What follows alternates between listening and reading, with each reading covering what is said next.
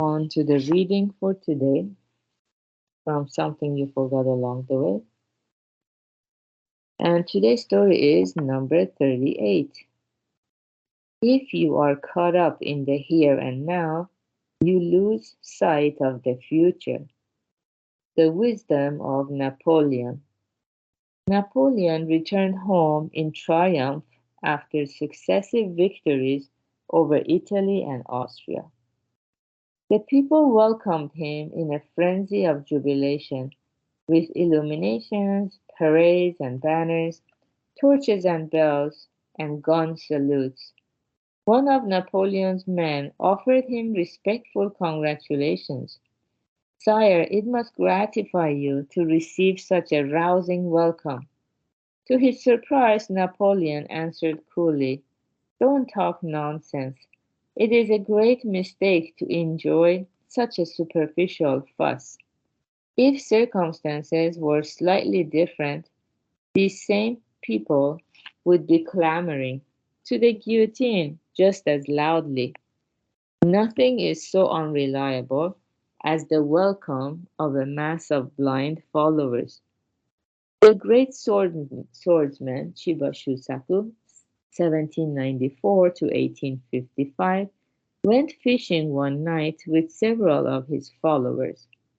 They set out with torches, heading farther and farther to sea in search of fish, until they lost all sense of direction.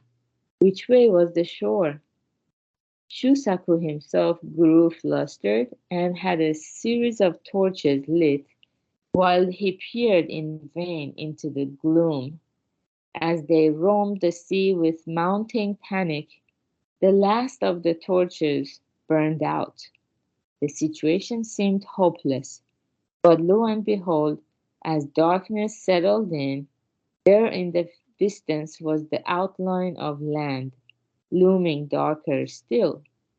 The man whooped in relief and joy.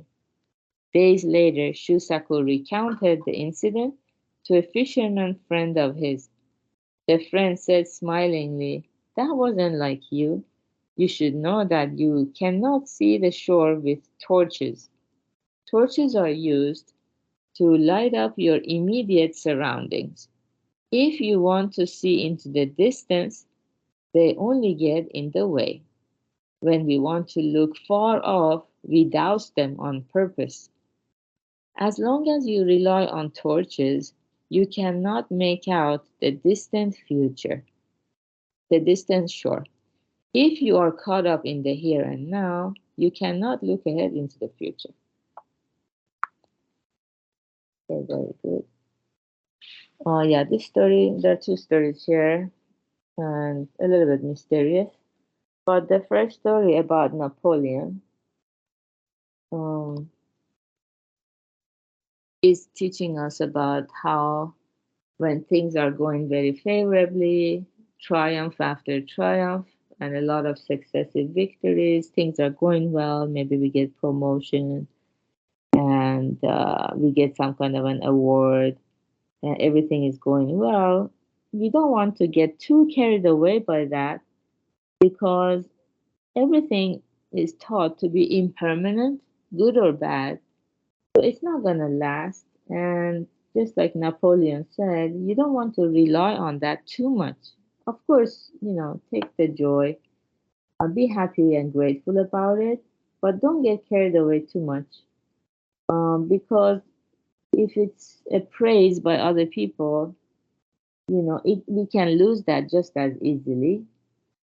If circumstances become slightly different, those same people who were praising us, they begin to slander us, criticize us just as loudly. Yeah. So it's important to realize this is not very reliable. And yet think about like social media, especially for maybe teenagers, when they get yeah, they have a lot of fans, they get carried away and it might bring their demise. And then the other story was the kind of opposite. So if the present moment is not so fun or exciting or joyful, All we want is to remove that darkness or boredom.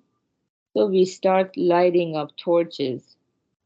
Maybe that symbolizes like any kind of happiness here and now, pleasures of the moment, in order to forget that we are lost in the sea and it's all dark. But if we keep lighting up these torches one after another, first of all, it's very temporary. We don't have like infinite number of torches. Soon we will run out of them. And also, while we are relying on those torches, we cannot make out the outline of the land where the shore is. That kind of light here and now interferes with seeing ahead. So it's not a fundamental solution. So we cannot see the shore with torches. Torches are only used to light up our immediate surroundings. So relative happiness, which is temporary happiness, the more we learn the Dharma, the more we see how temporary and fragile the nature of our relative happiness is. And although we need them to survive this moment right now, if we completely rely on them and forget about where we are headed, what is our ultimate goal in life, then we will miss out on fulfilling that life's ultimate goal, which is arriving at the shore. And yeah, so we need to find out the difference between the relative happiness, which is lighting up this moment here and now, and absolute happiness, which is like arriving at the shore instead of floundering in the ocean of suffering. While we are, as we listen to the Dharma, we become more and more mindful of where the shore is and constantly move in that direction. And then when the relative happiness vanishes, we don't fall into depression. And when something very good happens, also we don't get swept away. We can truly enjoy the present in this way by constantly brightening our future. So good job everyone for being here, practicing together. Today is Wednesday, so we're going to have Karma Lab at 5 p.m. Pacific time by UET. And have a wonderful Wednesday. Bye. Thank you.